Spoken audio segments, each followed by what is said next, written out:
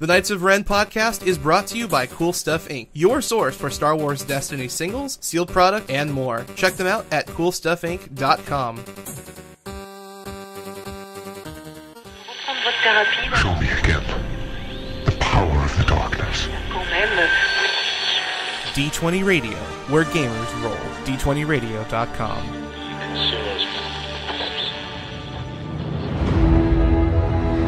Nothing will stand in our way. I will finish what you started.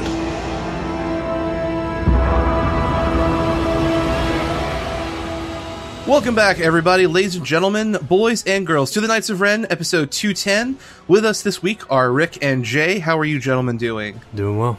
I'm good. Great. All right, so as usual, Jay, you went out to your events, and we'd love to hear about what you saw, and what you played, and what happened. Once again, we had another event out in Fairfield, California at Outflank Games. We had 16 people. Good turnout for the local area out there. Good times. I managed to go 3-1. Brought back the old Ebola Django Trooper list. I have been testing a lot of other stuff recently, but I just wanted to go with something I was confident in, and the last time I was up there, I had a pretty miserable performance with the deck that I didn't test too well, so I wanted to sort of save some face, and it was a trial by fire. Right off the bat, I played against my buddy Edwin, and he was playing Vader Raider, which I just can't really seem to beat with this list, despite my best efforts due to, luck and all that other stuff. But this game, it was very tense. It was very close. Definitely some of the additions I made now, I've swapped out the cannon fodders for logistics, and I swapped out one tactical mastery for a reversal. Edwin's strategy was to punch out my trooper very early, which he did turn one. He didn't mulligan, which was terrifying. He force striked into, he deflected, he rolled naturally fairly well with the rest of his dice, and he punted out my stormtrooper, because in the past, my deck, he knew my deck was pretty full of cannon fodders, best defenses, tactical masteries, and the like, and so now that I've shaved those down, which he didn't know, I was able to stabilize, and I won by a clutch arm to the teeth. So that felt really satisfying. I was able to beat down Vader early. He didn't holocron too soon, at least not enough to get a bunch of scary stuff out early, and then I survived because he rolled out his Tusken and didn't get the Mind Probe. That would have been the end of me. So good, a close game. It felt good to finally beat Vader Raider. Moving on to the next round, I played another gentleman who was running Vader Jabba. So Vader again, this time all about the mill, and once again I chewed through the Vader quickly and was able to finish off Jabba. Nothing super exciting happened that game. It's just a good close game. His mill wasn't strong enough to counter my damage, so fun stuff. Round 3, I played a guy I hadn't met before. He was it was his first tournament around from the area. He lived up even further north, and he was Django Veers, and so I was like, oh man, the deck that I built this deck to counter specifically, here goes. And of course,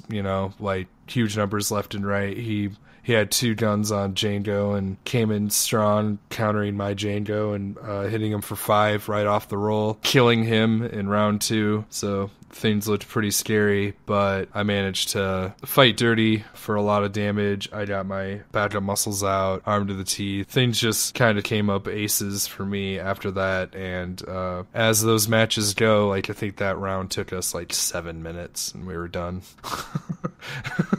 And then finally, I played against a really great guy named Miguel. He was playing the same list as me, Ebola Django Trooper, in the finals. It was him and I. And man, for the purposes of playing in the mirror, his deck had some different choices than mine, and it was brutal.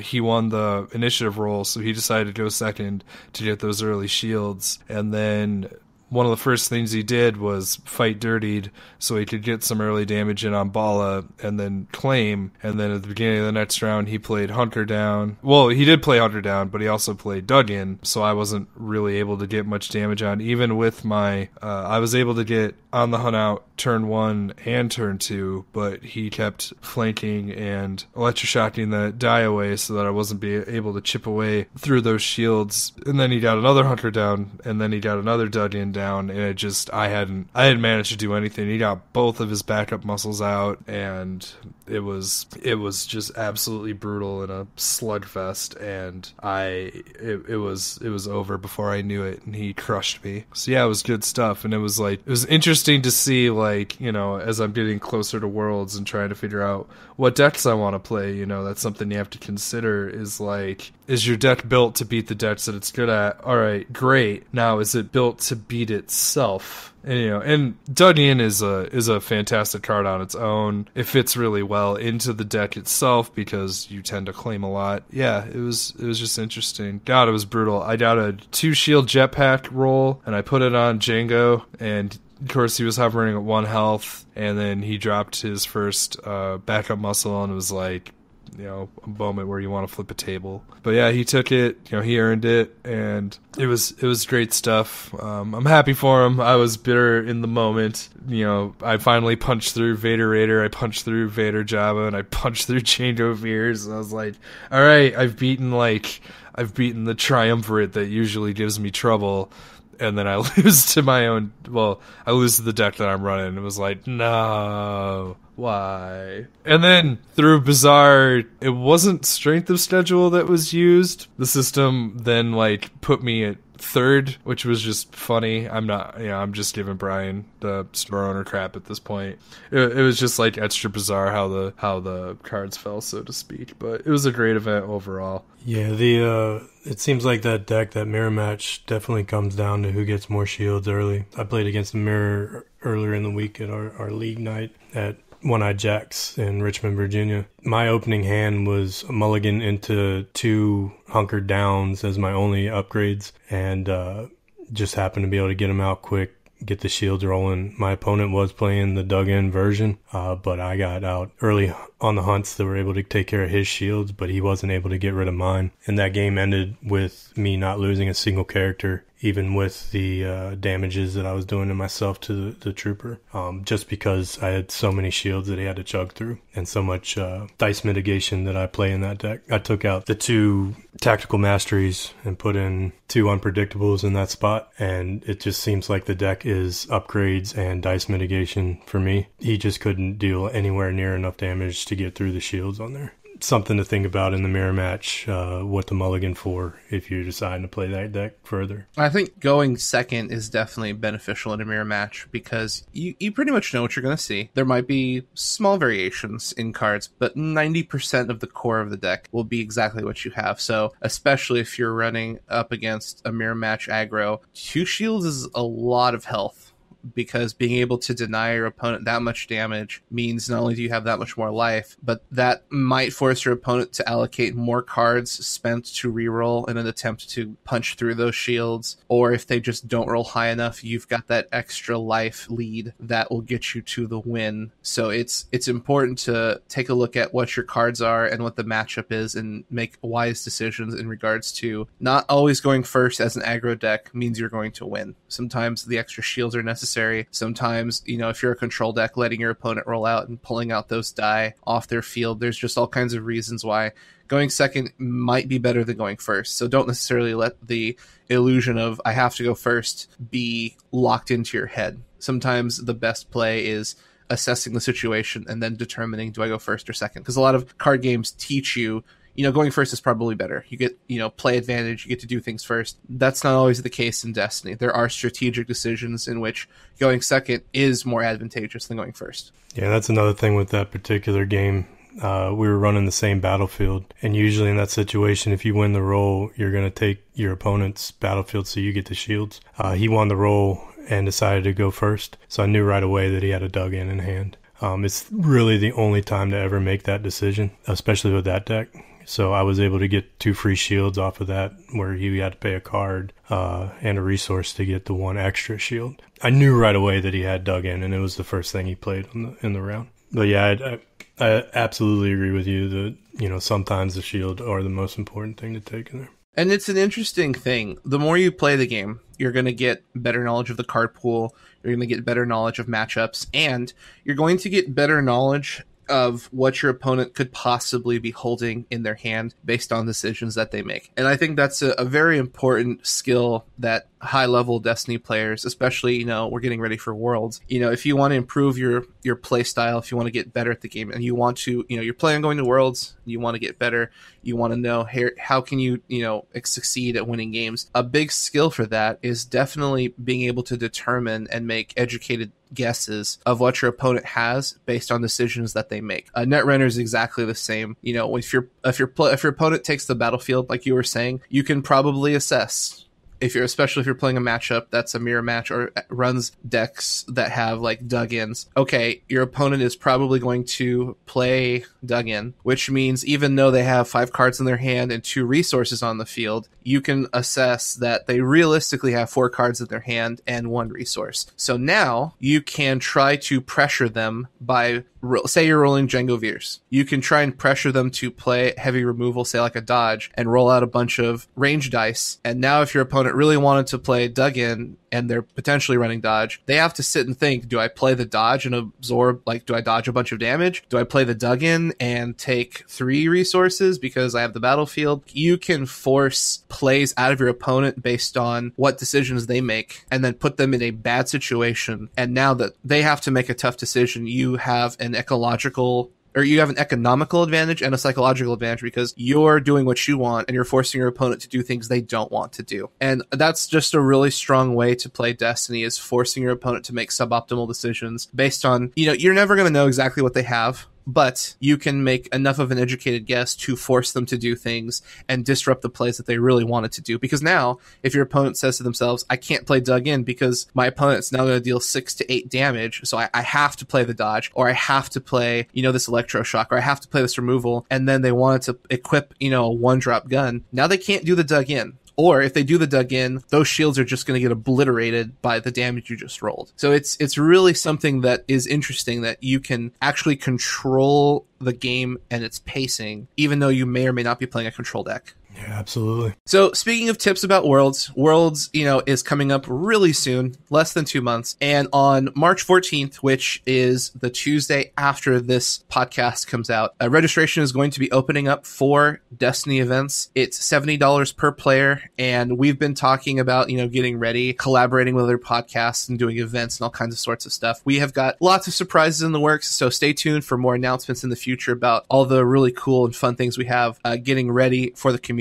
But we definitely want to talk about Worlds, getting ready for it, and things of that nature. So, guys, this year for Worlds, first year for Destiny, that's going to be one of the first major OP events for Destiny. They've separated it into Day 1A and Day 1B for the initial rounds of Swiss. So on Thursday, May 4th, you will have 6 rounds that you can get into, 35-minute rounds with a 1-hour break after round 4. And then up to 27 players will advance from Day 1A to Day 2. And that's the same thing for Day 1B on Friday, May 5th. So when you buy your ticket for Worlds, you're either going to choose to get in the 1A or 1B flight, at which point you'll play 6 rounds of Swiss, and depending on the number of people that are in each one of those flights, up to 27 players will advance. So basically, they're going to take the best records from each one of those flights to go to Day 2.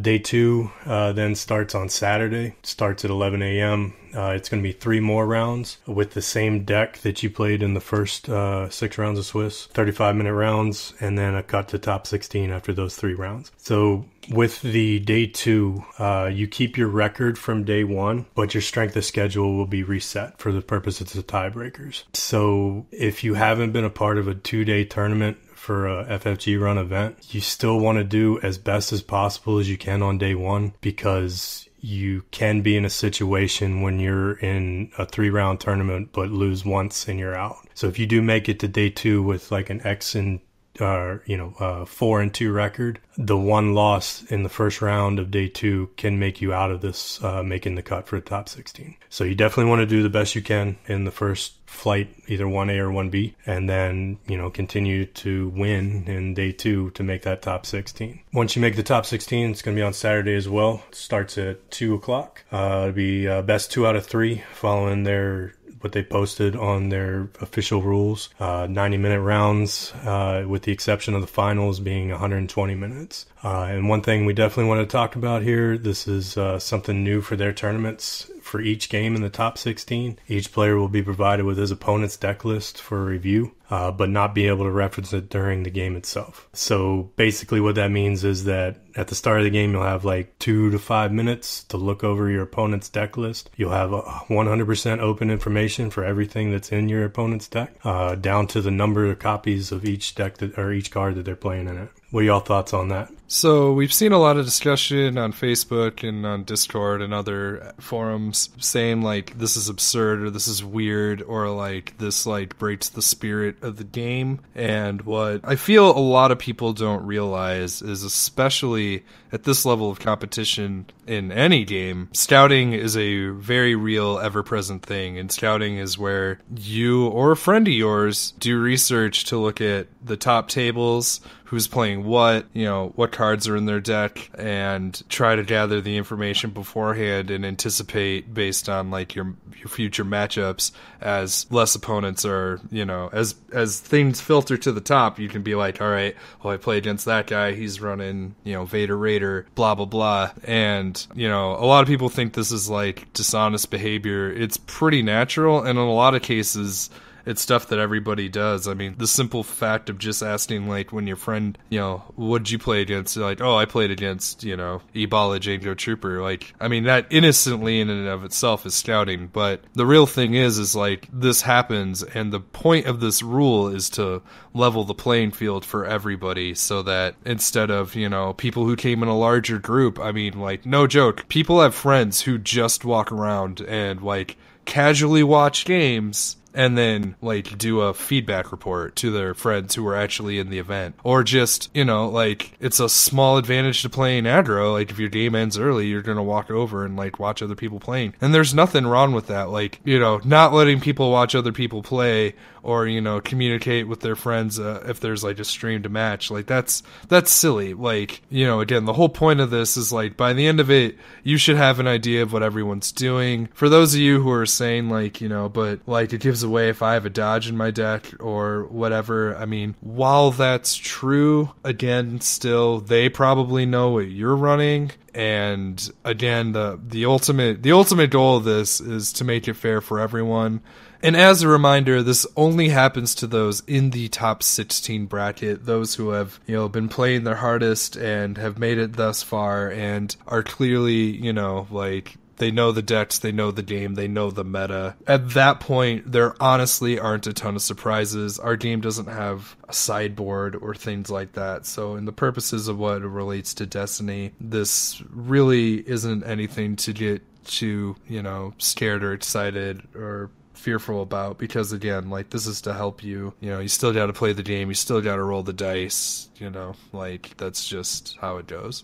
And FFG has tried to quote unquote ban scouting in like Worlds and Nationals before, but it's impossible to really fight. They can't just kick everybody out of the room once they're done with their games. You know, it's a common area where people are waiting for the next round to start. People are going to go watch the other games, and they want people to see the new and cool, exciting stuff. And remember that the top tables are most likely going to be streamed during the event anyway. Right, so the people that are doing well in the game are going to have most of their deck out there in the internet for anybody to look at and watch. Like, there's nothing stopping people from watching the stream while they're waiting for the next round to start. They can see everything that's played, how that person is playing, and whatnot. And it's very typical in other games at high level tournaments that once a day 2 or a top cut is going, that those people that have made it with their teams, then they go in if they have time, like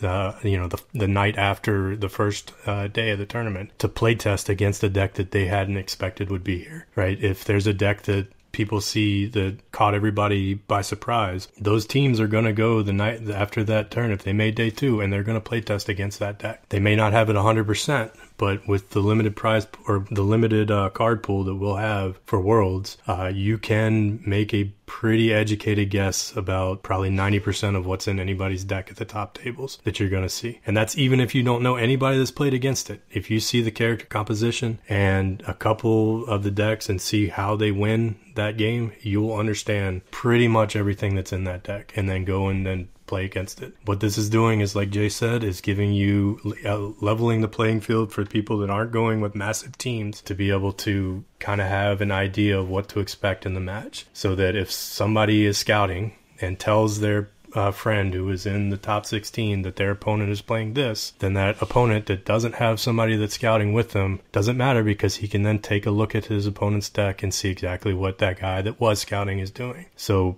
this is, again, just a way to level the playing field. It's not like you have that knowledge while you're playing the game, so if you can't remember what's in your opponent's deck list, it's not going to help you anyway. And again, it affects 16 people in the world here. So, yeah.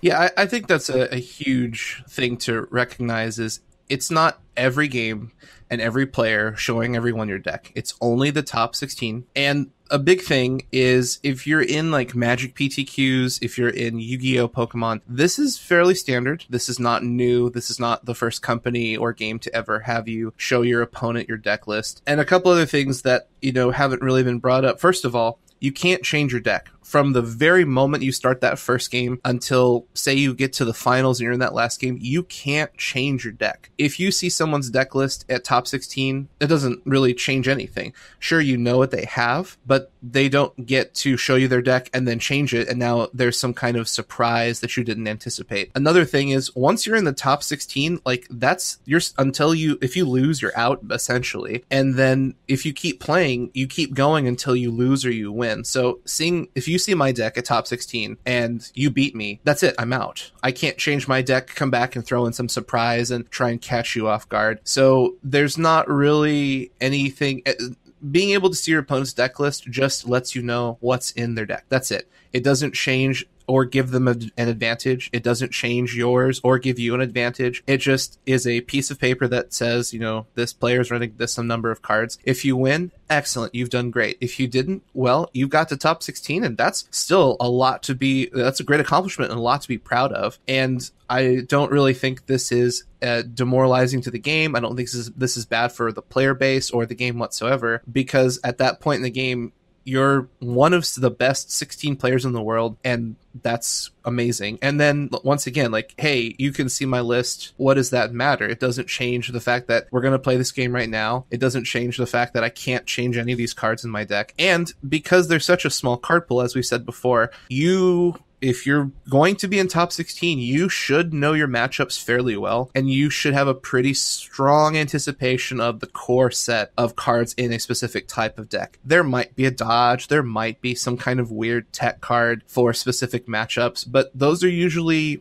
very rare. Also usually one-ofs, because you don't want to allocate lots of tech against one specific matchup and eat up card slots in your deck that are valuable for other pieces of equipment you need to win the game.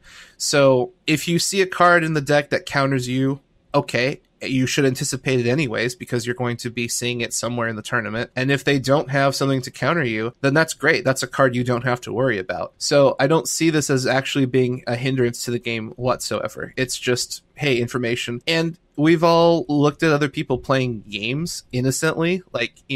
You win a game or you lose a game, you go to the top table and you watch people who are playing. If you want to argue this is cheating, that's really silly, because you've watched people play games lots of times, and you're not being malicious, and you're not trying to be evil or trying to snipe someone's deck so you can beat them. I mean, every tournament you've gone to, once you've taken your deck, you're not changing out cards in the middle of the game trying to, sideboard in something to stop the top player at the event. You're locked in. You just happen to know a couple cards in their deck, and you just have information. That's all. You don't get to have a massive advantage in any kind of situation. You just have knowledge of what is in someone's deck. I want to say quickly, too, that to some degree, I actually think, a lot of people say, this takes away some of the skill and some of the mystery. I honestly think this makes it harder. Knowing specifically what they have and what you're trying to play around, I feel like this is going to make some, incredibly tense mulligans, and there's some, double mind games going on, because if I had to do a best 2 or 3 again against my opponent yesterday, against Miguel, no, he knows I have 2 on the hunts. I know he has 2 Duggins. Who tries to keep what? Does he try to play them anyway, hoping I don't get him? Does he mulligan them back or play around it if I already have them out? There's going to be decisions like that throughout your games. If you're playing Akbar Leia and your opponent's playing a melee deck, but they have Force Training in there, they have Force Throw, and they have Mind Probe. There are opportunities where your cards could show a range side, and you could get annihilated by its trap. So do you play those or not? I mean, these are questions you have to ask naturally in these matchups, but more specifically, having that exact information is actually, like, leads to a lot of double bluff scenarios, and to me, it keeps the skill and the intensity up and anything but down. And remember, these are best 2 out of 3 matches. So after the first game, it really doesn't matter. You've probably seen most of their deck anyway. This kind of helps to level out that if you take that first loss, being able to fight back, now you have perfect information from the start of the 2 out of 3. So this is in no way going to be a detriment to the top 16. This is going to help make sure that the best player wins. Right. Unlike like major Magic tournaments where you might be there, 2 days before you even cut to top. And people definitely do that. They'll have their friends go out and scout, who are the top decks, who are the top players, because, in certain communities, certain players generally make the top cuts. And so there's a lot of people watching them. And then, you get your top cut to day 2. Well, hey, this guy who won regionals last month, he's running such and such. And they'll do exactly what Rick said. They'll build that deck and they'll practice against it. In Destiny, there's one day, and then you make it to top, and then once you're in the top, you play until the end of the day, and you're either the number 1 in the world or you're just in top 16. So there's no chance for someone to like look at your list, go back to their buddies, spend a night, build your deck, play against it, and figure out how to beat it. You're essentially going to sit down, see the list, and in 5 minutes you have to make a judgment calls based on what you're reading. How do I beat this? How do I stop this? How do I play around this? And that's it. You don't get hours and days to figure it out. You get minutes. So I don't foresee this as being bad in any way. A lot of people are afraid of it. Why is this happening? I don't think this is going to really cause any problems. I think it just gives you a 5-minute chance to make some decisions on how to play cards in your deck and move forward and hopefully move into the top 8, top 4, top 2, and so on and so forth. Yeah, and just last word on it, I think Rick Nate would just hit it on the head with it's best 2 of 3. You would majorly know anyway, like sure, maybe you didn't play a card so that it seems sneaky in game 2, but overall, like, the amount of impact this has is actually far less than I think a lot of people realize. So, and as we get closer to Worlds, we are definitely going to do more coverage on, tips, tricks, things that we've learned from other, tournaments that we've played in order to get you, the best chance to accelerate your gameplay and get you as high as you possibly can in your win ratios. But that's for another show. We want to talk now about our Patreons. We actually posed a question and wanted to know, hey, what do you guys think? What's on your mind? What questions do you have for us? And we've got a lot of great questions, so we're going to pull a couple of these out. Our first question right now comes from Drew. His question is, what do you think FFG could possibly be thinking about their rotation schedules and their limited print announcement that they had earlier last week? What are our thoughts about that? So for people that may not know what he's talking about there, FFG earlier in the week put out a article basically stating that there will be one more print run of Awakenings. I believe it said coming in June. And then after that, there will be no more Awakenings made. And with that, also, they went into what they're going to be doing in the future for their next sets. So every year, there will have essentially a core set that will be available for 1 year. And once it is no longer available, they will then have another core set. They didn't go into too much detail about what delineates a core set from another one, other than there will be starter decks with those core sets. But there could be reprints from other sets that come in with it. Staple cards, they may want to keep in the card pool, or the available card pool for future people getting into the game. But they didn't go into too much detail on that. In addition, they stated that with each expansion, 2 per year, there will be one printing in waves that comes out of that. And then after that initial print, they will no longer be available. So to me, this is pretty standard with collectible card games. You have a core set with your staples, your very vanilla stuff, and then expansions that kind of build on different rules or different ways to play the game. And then, once those are gone, they're gone.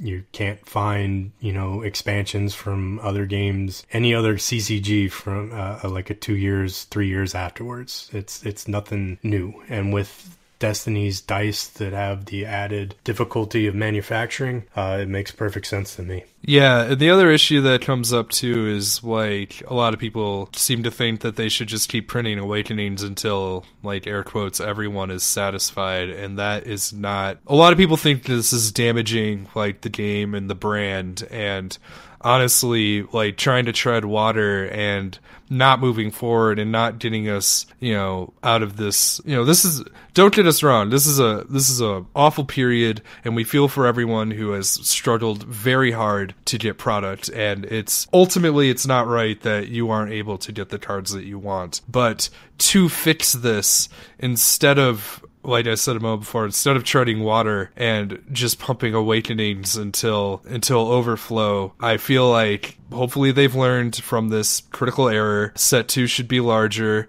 They can make estimations based on that. And then as we go forward, the sets will be larger, more product will be out. And in a year or so, I don't even think we will be using a majority of Set 1 cards, to be completely frank. Sure, like, everyone's like, Sith Holocron will never die, things like that, but ultimately, like, when Set 2 comes out, it's literally doubling the set. We'll have 24 more characters, tons of events, tons of upgrades. Will it stand alone and, like, completely eschew your need of Set 1? Like, we can't make that judgment call. And honestly, probably not. But I honestly feel the game would die faster if they just stayed in limbo and kept producing Set 1, as opposed to pushed forward and acknowledge, this didn't go as planned, and at least we should wait until Set 2 to see how they bounce back, what they think, an actual print size is. Because one thing people keep reading into this is they think that the one allocation that's going to come from Spirit of the Rebellion is going to be the same size as Awakenings was, and I don't think that's logical. I'm almost dead certain, they've produced more, and that's probably why, we aren't even seeing the reallocation of Awakenings until June. We've heard stories of how it takes X amount of time to make the dice, and they have to ship them from China, so it's no easy feat to get these products packaged and distributed and out there. So overall, it sucks, and we can't change that. Honestly, I don't really think FFG can change that reasonably and still produce this game in a timeline where, we can get the 3 sets a month. We can get through this. The game maybe struggles now. I don't necessarily think it is. Again, we're not shortchanging anyone who is struggling. It sucks, but if you love the game and you want to keep going, my suggestion is at least wait till Set 2. If it still seems like you can't get anything, everything sucks, there's still plenty of opportunity to flip your product for pretty much what you paid, if not more, and back out. But until then, I think we need to see how FFG reacts, how they respond. But if we just waited and drew this out longer, Worlds 2 would only be Set 1. Yeah, and just to, be really frank, even our team has been affected by a lack of product. Rick doesn't have an entire set.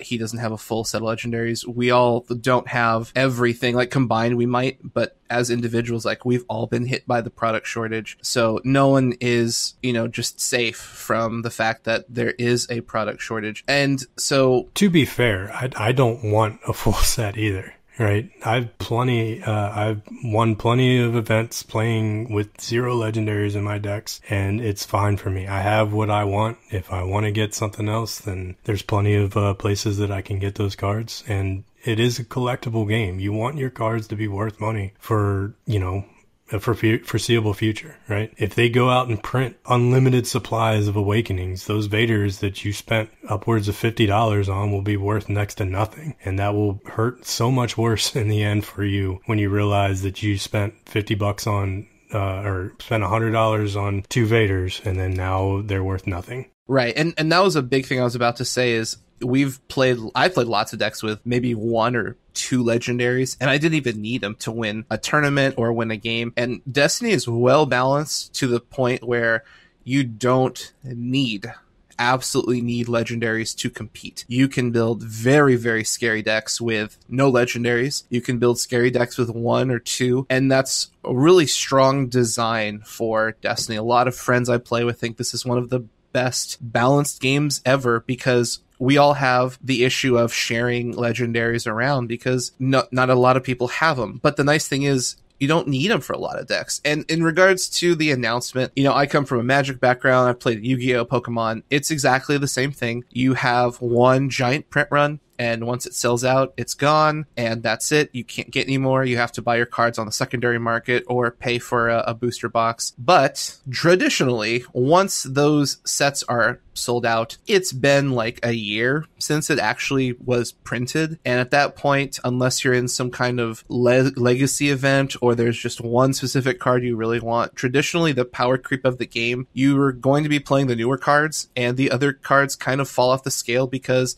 set 2 is going to have some cards that make set 1 cards irrelevant. Set 3 is going to have some cards that make set 2 and set 1 cards irrelevant, so on and so forth. So it's not really a big scary deal that, hey, this print run is only one print run. And we've talked with Lucas, we've talked with Corey on our show. They are very aware. These are, the guys who created the game. They're super aware that there's a product shortage. They've said multiple times on Facebook, on podcasts, that FFG knows people want product. They're working as hard as fast as they can to get product into people's hands. This is by no means a company that wants to short the community so, they can make sales. Because if you think about it, FFG makes zero money on the secondary market. Once they sell that pack to a distributor or to a store, if someone sells a Vader for $50, FFG gets no money. So they're not in the business for a secondary market. They want to get product into your hands, and they want people to play the game and people to enjoy the game. So, don't think for a moment that FFG is making some kind of profit off of such and such selling these cards at a number. That's not true. So we know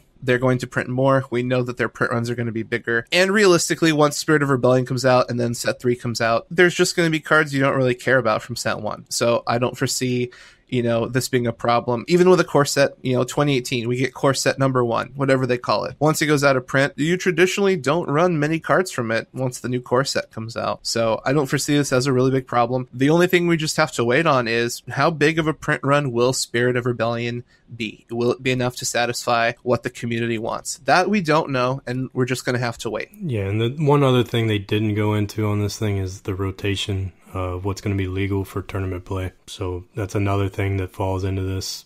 So if, the core set is only legal for 6 months after the next core set comes out, is it going to be a big deal that you can only get it for a year?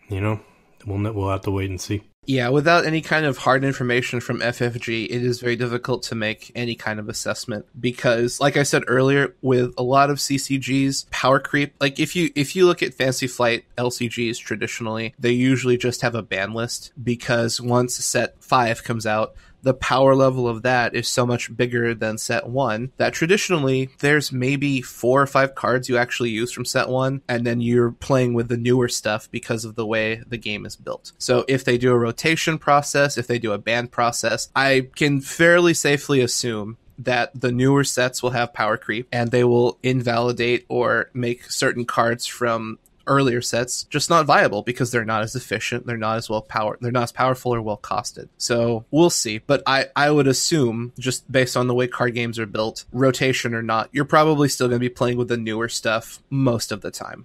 All right, our next question on Patreon comes from Ray, and he asks, have you guys had any successful decks mixing melee and range damage? Like, for example, instead of using Vader with Tusken Raider, how about swapping out for Balatik? He might draw your opponent's focus away from Vader better than the Tusken Raider. What do you guys think about mixed damage decks? They're certainly rough in that you're almost guaranteed to have to take extra actions a turn, so you always have to take that and keep that in mind. So it definitely hurts explosivity. There are a fair number of combos that you see that some people play. I've definitely seen Vader's sister I've seen Grievous, Bala. There are times where people just try to make the mix work. There's the Kylo Trooper Django list that's been floating around locally that I've seen other places too. And there are a few cards in the game that try to aid those. Promotion, On the Hunt, and Force Training all give benefits to both sides of those damage spectrums. So it is a thing the game supports. If we look ahead a little bit at spoilers for Spirits of the Rebellion, Cheer has melee, 2 melee sides and 2 range sides on his die, and he looks like he packs a punch no matter which way you're coming from. So definitely it's something that even the game itself tries to explore. So if you really want to put some of your favorite characters together regardless of their damage type, you can do that. But the largest problems are like how many dice are using that are modified. That's always difficult because in some cases, like I've been messing around with Flamethrower more and more again because I've always really loved that card. And one of the things about that card that's super sweet is there's none of it's modified. You can potentially run that die in a deck that's all ranged, and it won't inherently like not interact with what you're trying to do in a lot of cases. So that bad boy takes care of itself, so to speak. And in a lot of cases as well, when you're playing like Vader Raider, as I mentioned before, like Force Throw, Mind Probe, those cards already inherently have range sides on them that sometimes you choose to do because you can't reroll or you're just trying to get the damage in early. So in some cases you're already doing it, but again, the biggest drawbacks are slowing you down and what kind of equipment can you bring that expects a lot of modified sides. If you're doing split damage, it's way harder to run Jetpack than it already is, for example. Another thing to think about is the amount of hunker downs we're seeing in the meta right now with the heavy range damage list that we're seeing. Having access to melee against that deck can go a long ways, even if it's just a little bit, like just a flamethrower that's thrown in there for that 4-for-1 melee damage to be able to clear out a hunker down that's giving you trouble. But, you also have decks like Han-Rei that have been good from the start that are technically mixed damage. A lot of times in those decks, those sides, you may kind of can think of them as a blank. Like a lot of people really hate Django's 1 melee side. Kind of think of that as being just a little extra damage in there that doesn't help with being able to stack those modified sides. So again, like Jay said, it's probably could be a way to go for the meta to take. If you're doing the mixed damage, you just have to be able to limit the number of modified sides on either one, especially limiting the modified sides on your less prolific damage type. Right. I think for set 1, the mixed damage is probably not very efficient. Most people want to build efficient decks. They want to see consistent results, and mixed damage doesn't do any of those things. You don't have consistency. You don't have, a lot of things people want. But when more sets come out, especially once set 2 and set 3 comes out, I definitely believe we're going to see more mixed decks because we're going to have more options with more efficient combinations and ways to make mixed damage results be viable. So at this point, because everything, the set is so small and there's only so many options, you want your damage to be bursty. You want your die results to be economical and consistent. And so mixed damage isn't really that viable. It's possible, but you're probably not going to see much of it because there's just one set out. It probably will get a little bit less fixed, like specific damage decks, like, only range, only melee, once we get Spirit of Rebellion out. But I think once we've got the 3 sets, we're going to see definitely a healthy mix of single damage and mixed damage decks in the future. All right, our next question comes from Freak Show 808. He wants us to talk about products we use for Destiny, accessories, any reviews for,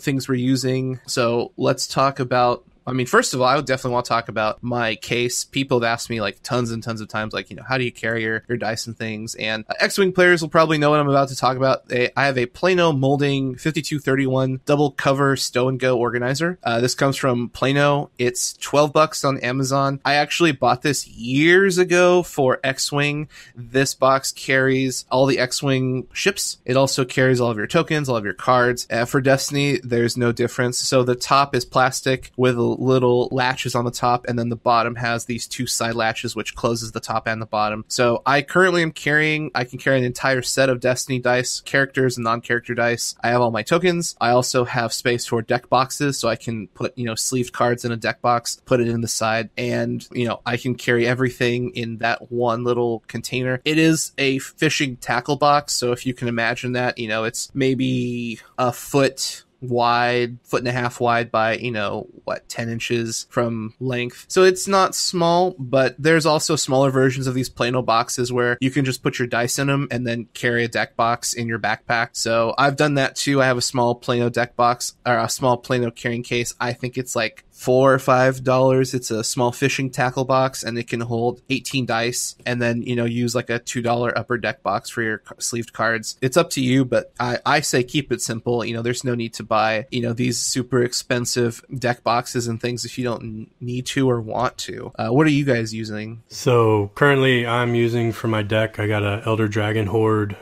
2 deck box, originally designed for Magic, but it has space for me to keep up to 2 decks on one side and the dice for each of those decks, as long as I'm using somewhere around 15 to 16 dice per deck in the other holder. Good thing about that is for tournaments, if you're into hiding all of your dice before you play them, you just flip up that top, pull your dice out, it's right there, put it out, saves you time, and it keeps it secret, keeps it safe. And one of the other things I'm using for my tokens is just one of those pill boxes that you can get from any drugstore or grocery store that has the little Monday through Sunday, M through S on the top. Will flip up so I can pull out my resources from one of those containers, my damage from one of those. Keeps it all organized and neat and quickly to be able to move from table to table in a tournament. And then all my extra dice and cards, I'm just keeping in like a 1600 count card box, one side with cards, the other side with dice. What I will say is anything that you want to use to carry your dice in, you want to have some sort of foam in there if you're worried about getting scratches or nicks. Battle foam makes a good case for Destiny now. A little zip up case with 2 or 3 trays of foam that you can put your dice into. They even have a section that you could use as a dice rolling tray to pull out with. Feldir also makes a pretty decent smaller version to just hold your more expensive, if you will, dice in there if you want. But there's a lot of options out there. Tokens wise, I'm using I like the tokens that come with the set. The little cardboard, they're light, they're easily readable for across the table. Also the acrylic tokens from the game night kit are pretty nice. They're very basic, but they're useful. As far as carrying my decks around, I use the Ultimate Guard Flippin' Tray Xenoskin 200 plus deck case, is what that thing is called. Is that all one word? Practically.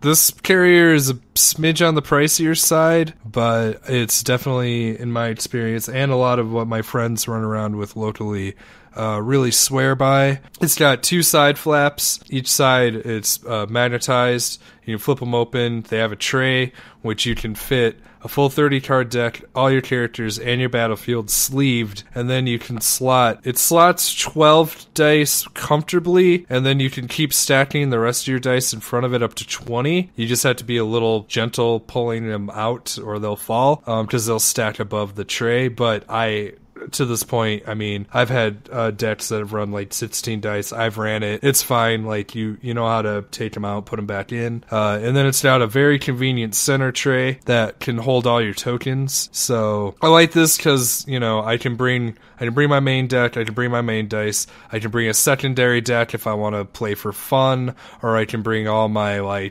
cards that I want to swap out with and other dice that I want to consider swapping with. It carries a whole boatload of tokens. This thing just, I don't know, it does it all for me. I love this carrying box, and again, so do all my friends practically in the area. We all run these. As far as tokens go, I personally really like the Team Covenant tokens. I know a lot of people think they're weird because they don't match what the original tokens look like, but I've been following Team Covenant for a long time. Their Conquest tokens don't look like the Conquest chips. Their Netrunner tokens don't look anything like the Netrunner stuff, and like people love and swear by them. And I just adore being able to flip the damage tokens. That to me, just, it's easy, it's very readable. I don't have to fish or like look for more. You know, I like that the resource tokens are huge. Again, I don't necessarily use the shield tokens and the resource tokens as 1s and 3 sides. To me, they just represent a single, but they're easy to grab. I like their shape better than the weird explosion-y like thingy that the base tokens have for damage. And yeah, they really do the job. And I have a couple sets of the tournament kit basic resource tokens, which are also great. Again, they're easy to see, easy to grab, small. For those who care, they match the original design better. But those are what I like. As far as storing my stuff, I foolishly bought a 9 card page binder before realizing they were 12 pages, which is absolutely perfect for this game. So I'm trying to win enough store credit locally so that I can buy a 12 slot binder and flesh out my list. And then I carry my dice basically in for the pre-releases, they had those little like Ray foldable boxes that were meant to be for your decks. I got a couple of those. I ran the event, so I kept the extras, and I just carry my dice in those. Plain and simple. Yeah, once you guys start talking about tokens, I totally forgot to mention, I use the base tokens. I like those the best out of anything I've touched. They're really easy to see. There's no way you could possibly not know what, the shields are, the resources are. If I didn't use those, I would definitely use the Team Covenant ones. Those are by far my favorite of the acrylics I've touched, used. Mostly because I can actually read those from anywhere on my opponent's side of the table. Other tokens I'm not going to mention are not 100% readable in certain situations, which makes it really annoying when I have to ask my opponent, okay, what is that? Or can you move that? Or can you tell me how much damage? And, it's kind of obnoxious. Another thing I use, I actually have a dice rolling tray from Ultra Pro. Cool Stuff Inc. has it for $11.49, and it's basically a box with felt on the inside. And I can't tell you how many times I brought that to a game or a tournament. Someone asked me where I got it, and then they go and order it right after the game is over. This is phenomenal. It's so easy to roll your dice, and it doesn't do any kind of damage to your field, because a lot of people roll dice and they'll knock a card over, or sometimes they'll hit their own dice, and now you have to remember what they had. This is great because you just put it off to the side, you roll your dice, you can throw a little bit of force into the die roll, because a lot of people just kind of shake the die in their hand very gingerly and then drop it on the table because they don't want to shift around cards and things. This guy, you can throw a dice like you would in craps, give it a nice hefty roll, it'll hit the edge and kind of pop back into the box. So I definitely recommend it. I love it so much. It's made dice rolling for me significantly easier, and I'll let my opponents use it if they want to, so you're not rolling your dice onto the middle of the table and bumping stuff and whatnot. I do want to say there's a couple deck boxes coming out from Ultimate Guard supposedly in the middle of March that I'm going to be using to hold my dice and my decks. So the first one I definitely want to mention is the Ultimate Guard Sidewinder. It's got the Xeno skin covering like Jay's deck box. Cool Stuff has them for $13. I definitely recommend taking at least a look at it. I believe they're $20 MSRP if you buy it from your local store, but essentially you can put in 80 plus double sleeved cards. It's magnetically locked, and if you pull it out, the top lid actually stays like flat onto your playmat, so you can use that to hold your decks, you can use that to hold your dice, you can use the box to like block your opponent's view of the dice, things like that. If you're looking for a cheaper alternative, there's an Ultimate Guard Boulder deck box coming out. It's $5 at Cool Stuff. Normal retail is $7. The biggest thing I like about this is basically it's a hard case that they split right down the middle, so you can put in 80 double sleeved cards, but the big thing is when you pop it open, it actually creates two little miniature deck boxes, so it can hold, one of the lids can hold your deck and one of the lids can hold your dice, so you can carry your dice in a deck box or a boulder, carry your deck in a deck box or a boulder, and when you pop it open, you can just put your dice into the two halves of the lid, so you have them easily accessible, but they're also hidden from your opponent if that's something that you care about. Also, I really like hard deck boxes because they definitely protect your cards from scuffs, damage, bending, all kinds of things like that. So these are just alternatives that are coming out soon, sometime in March, that I'm excited about, that I'm definitely going to be picking up for my collection, that I highly recommend. And I don't know about y'all, but I'm planning on making the top 8 and using these fancy acrylic damage dials to keep track of my character's health pools. Yeah, sounds good. Also, speaking of deck boxes, I have some of the boxes from Worlds last year, which are pretty nice. The only thing that they didn't offer is the case itself is really good, but they don't have like the neat little trays that usually come in the similar designs. Maybe they will this year. I'm not holding my breath, but the deck boxes that you got from Worlds were pretty good, and I was using that up until I got the way too many words to repeat again box that I use now. Yeah, that World's deck box is very similar to what I'm using. Yeah, and just to reiterate, like, whatever you use, if you're comfortable with it, that's fine. You know, there's not like a specific item or deck box or carrying case that's like perfect. When I first started, I bought a 1600 cardboard card box that was like, I think $2. I put all my cards in there, and then I put my dice in Ziploc sandwich bags, and that worked well until I found the Plano box I wasn't using for X-Wing. So I just reallocated everything to that. So whatever you use, I mean, go for it. There's not any particular thing that's better than another just because we use it or we don't use it. I think I'm about one level behind you there, because that's what I'm using now, and before that I was just using the booster box to hold everything in, and it worked absolutely fine for me. Carried it into the shop in a plastic baggie, or a plastic grocery bag, pulled out my decks. Everybody thought I was a scrub, and then I just beat them.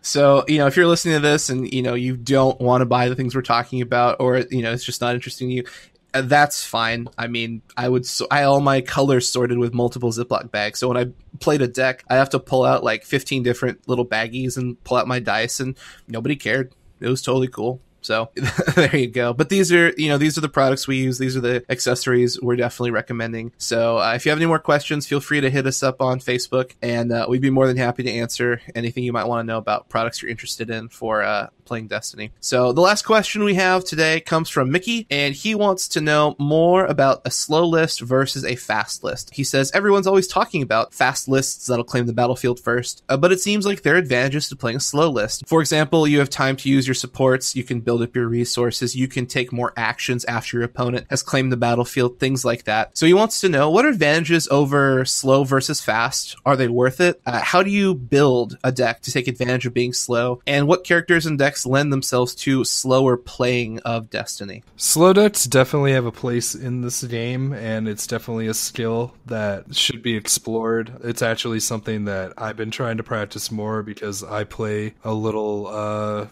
to balls to the wall, as you will, aggro, focusing a lot on taking the battlefield, things like that. And I've noticed that friends in my play group have tried to play around this by really taking advantage of cards like Hunker Down is an excellent example of a card that like takes an action to play it, takes an action to gain that shield. That's two ways of like slowing down and waiting and seeing what your opponent's doing. And in future rounds, if they haven't been knocked off by melee, again, like it's a stall action, choosing to use things like backup muscle, those are wonderful stall actions. And really what you're wondering is like, what dice in your deck directly interact with your opponent's dice that you need to get out early, and are you running those cards? Obviously, it's important for you to get cards like Force Throw primed so that they hesitate to roll in on you because you'll just toss it back in their face.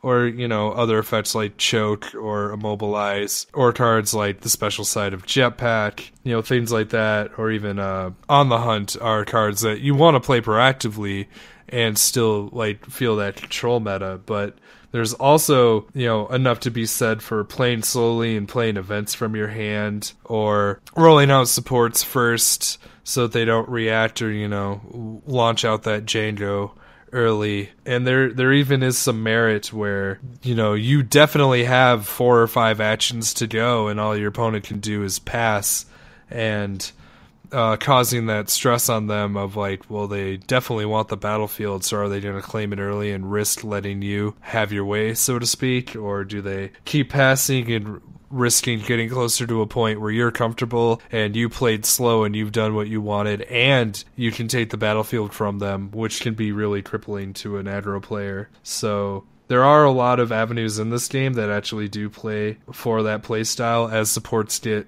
more prominent, slower decks I think will be on the rise. And again, there are a lot of great like stall action style cards that already exist, again, like Hunker Down and so forth. So I think it already exists in the game. I know a lot of people like stress a lot about aggro, and I do personally feel like the battlefield matters a lot when things are close, but if you're comfortable with slower play styles and, you know, using your events and your other abilities first, then definitely, you know, slow as a place in this game for sure. Yeah, a perfect example of a deck like that would be on Severn Gaming Network, Peace Lord on the Star Wars Destiny DB site. He posted a list of Jabba and Two Sisters. That's a great example of a slower style wait and react to what your opponent does type of deck. And even in his video, he went on to talk about how he waits to re-roll or waits to roll almost until the point where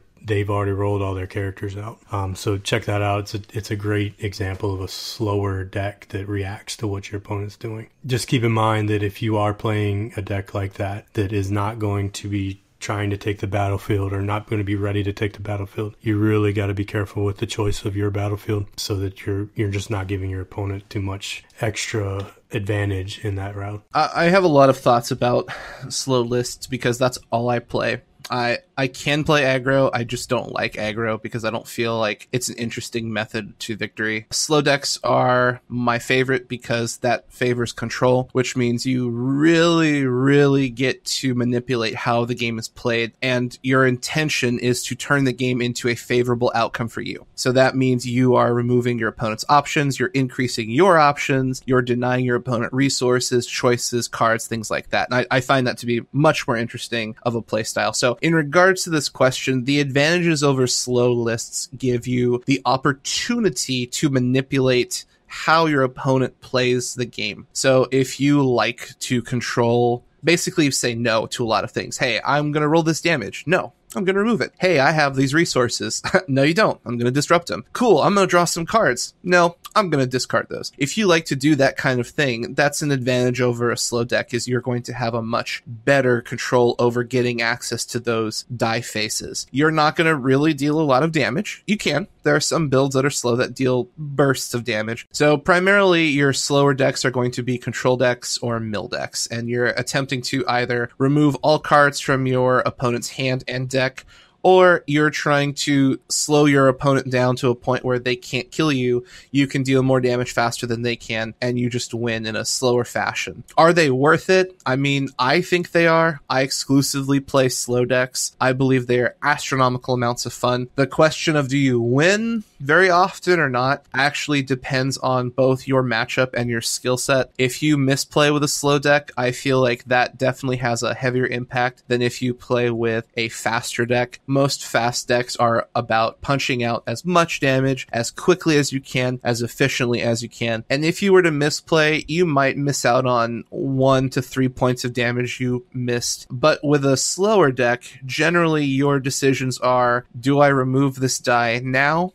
Do I remove this die next turn? Do I take this damage now? Do I stop this damage now? And if you make a mistake, generally the punishment for that is a bit heavier, because if you misplay and you remove the wrong die, you could lose a character. If you remove a die too early, your opponent might play something from their hand, and that pretty much invalidated your play. If you make a mistake here or there with a slow deck, it can lend to pretty severe consequences. So it really relies on your knowledge of the matchup, what your opponent has, what your opponent could potentially play with the cards in hand and the resources on the field. So there are lots of things to be said for fast versus slow decks. But I will definitely say, to pilot a slow deck well, you're going to have to play a lot of games, you're going to have to understand a lot of matchups, and you're going to have to understand, and like we said earlier in the podcast, you're going to have to get really good at making educated guesses based on the actions and decisions your opponent has been making through the course of the game, because you're going to be sitting on a lot of removal and no options that you're going to have to know when is the appropriate time to play these and when is the appropriate time to sit on them and wait for your opponent to overextend themselves so you get maximum efficiency out of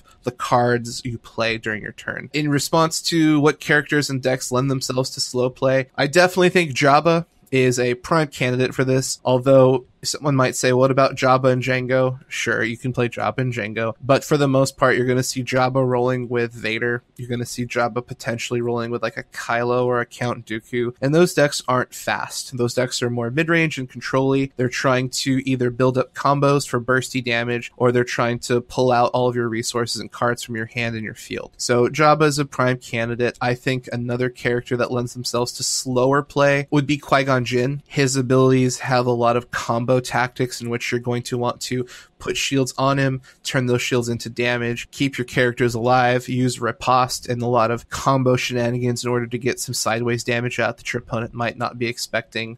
Jay's deck, I've played with slow pacing, the E-Bala, Jango, and Trooper list. You could also argue that a deck like Count Dooku and Captain Phasma can also be slow played. It is more of a mid-range deck, but because you have access to blue control events, you can roll some damage and then sit on some of those dice and see if your opponent wants to remove them, or you can remove your opponent's dice. There's a lot of characters that definitely can be played slower than the aggro build, but that's up to you. You don't always have to look at a character and say this is 100% an aggro character, because I've seen lots of people use a Jango and just sit on that Jango and wait for someone to roll their last character, and then they roll the Jango. They don't use him right off the bat because they've got some kind of shenanigan in their hand that they're waiting to use on you. So just because a character is built for speed doesn't mean they have to be played with speed. And lastly, one suggestion for a deck to check out and characters to play. The deck we talked about last week, the Akbar Hired Gun Rebel Trooper, that is explicitly what this type of deck we're talking about is.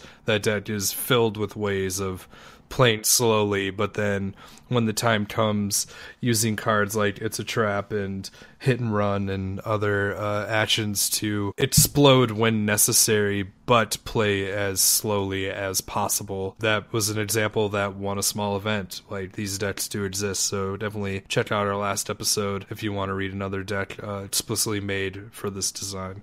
We here at the Knights of Ren are super proud to announce that we are a sponsor of the Steel Open 2017 happening April 7th through 9 in Herndon, Virginia. You can find out more information at steelopen.com, where you can find out the events for not only Destiny, but X-Wing, Armada, and so much more. And you can also register yourself for this 3-day amazing private event. Definitely check this out if you're interested in Destiny or any kind of Star Wars tabletop events. This is the premier place to check out games and get ready for Worlds, because this is happening 1 month before Worlds. You don't want to miss out. SteelOpen.com. All right, and that's it for this week's show. Thank you so much to everyone listening. We'd like to give a big shout out to our sponsor, Cool Stuff Inc., and to Beast of War, who just picked us up on their website. If you're into Destiny or miniatures or, X-Wing, Armada, things like that, Beast of War is a really solid website. Lots of tactics, ideas, lists for, your teams and ways to pilot those lists. So check them out. We'd love to give a big shout out to all of our Patreons. We have got a ton of stuff we are excited to announce for you guys and girls. So thank you so much for supporting the show. Also, we have started to place the order for all of our swag. So the playmats and the stickers are going to be shipping out near the end of March, early April. We're excited to get that into your hands. And if you're listening for the first time and you're interested in getting yourself a Knights of Ren sticker or a playmat, we're going to be doing a second wave of swag early May, mid-May, somewhere in there. Depends on the printing and distributing of that. But if you want to get interested, if you're interested in that and you want to get in on it, just go ahead and visit our Patreon page, which will be posted in the show notes for more information. So with that being said, thank you, Rick. Thank you, Jay, for joining us. It's been a great time. We are really excited about Worlds. One more time, we definitely want to remind anyone who's interested in signing up to participate in Worlds. Next week, March 14th, they are going to open up the floodgates, and we definitely recommend $70. Be online, get your ticket. It should sell out fairly quickly, so don't be surprised if it's not available, 2 or 3 days later. Don't wait. Get on that as soon as you can. Don't miss out. We're going to be there. We can't wait to meet everyone, shake your hand, give you a surprise that we're working on, and just play some games of Destiny and hang out and have a great time. So thank you all for listening. Have a great week, and may the Force be with you.